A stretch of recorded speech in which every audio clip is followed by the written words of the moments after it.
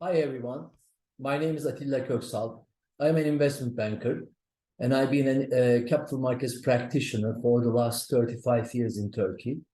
I managed several brokerage houses. I served on the boards of banks and brokerage houses and companies. And also I've been a board member in the Istanbul Stock Exchange, the Turkish Derivatives Exchange. And I also served as chairman of the Turkish Capital Market Association for 2 terms.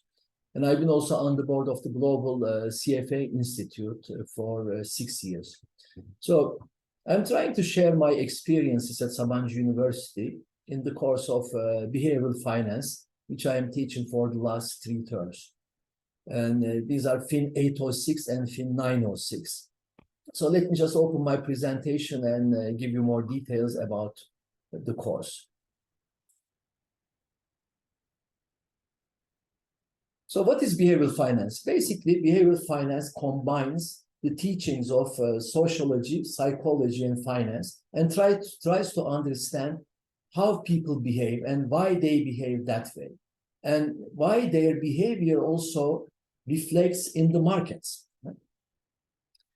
And I believe Turkey is a major, like it's a giant behavioral finance laboratory. Because just looking at the facts that the inflation in Turkey has been hovering around, these days it's around 100%. But when you look back to the history, between 1971 and 2003, the average inflation was almost 50% per year. It was like 48.9%. So this is an amazing case, because there is no other country in the world with such an experience. I mean, there are some countries like Argentina or Zimbabwe or Venezuela that experienced hyperinflation, but Turkey was never like that. So this is a very unique case. And this high inflation period is sort of acts as a trauma for all of us. And on top of that, we've seen so many crises in Turkey, like going back to the 1980s. We've seen Gulf crisis, Asian crisis, Russian crisis, our own crisis in the 1999, 2000. And then since then, we've been having so many political and social crises. So they really impacted us dramatically.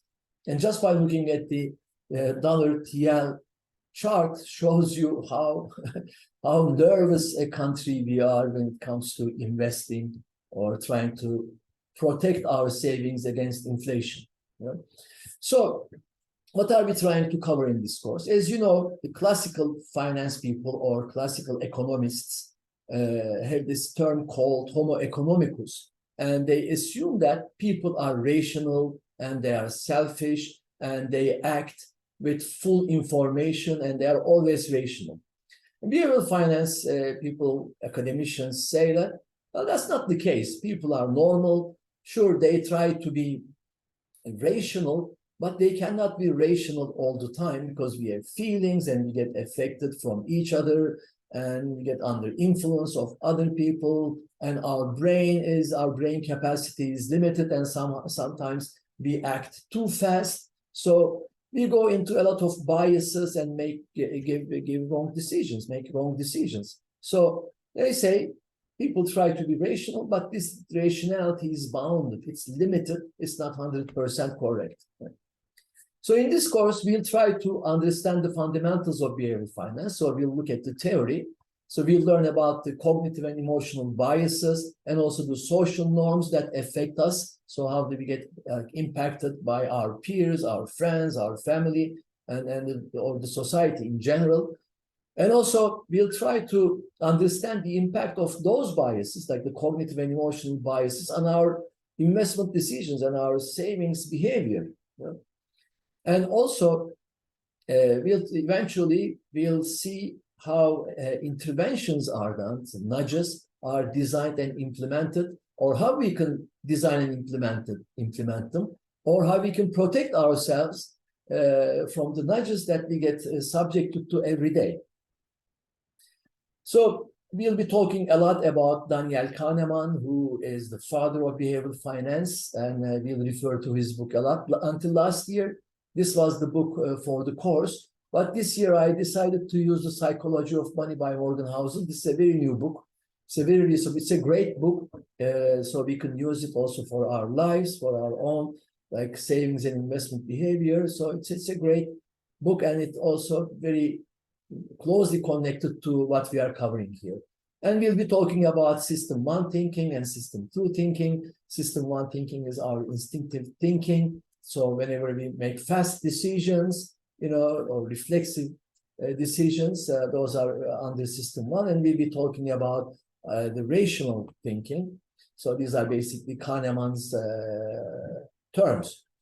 And also, if you look at our brain, how our brain impacts us. So our three-parted brain, lizard brain, mammal brain, human brain. Lizard brain is the limbic system, where our system one decisions are formed, and the human brain, our most developed brain, is where our system two, like our long-term sound decisions are made. So we'll be also looking at the neuroscience aspect of behavioral finance. And we'll be talking about nudges, behavioral interventions that try to impact us positively or negatively.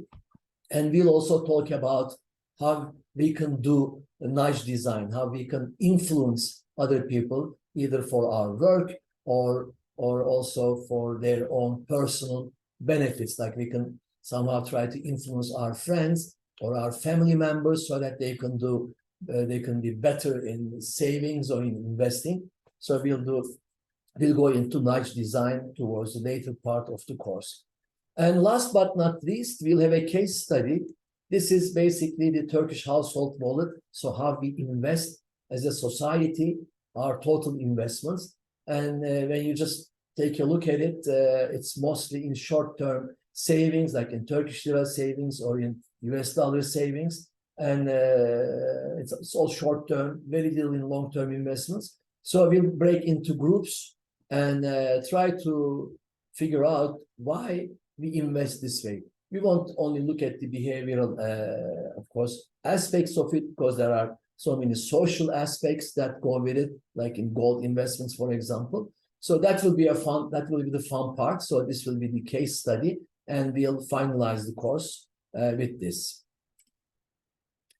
So I hope you'll take my course, and I hope to see you next term in my class. Take care and all the best.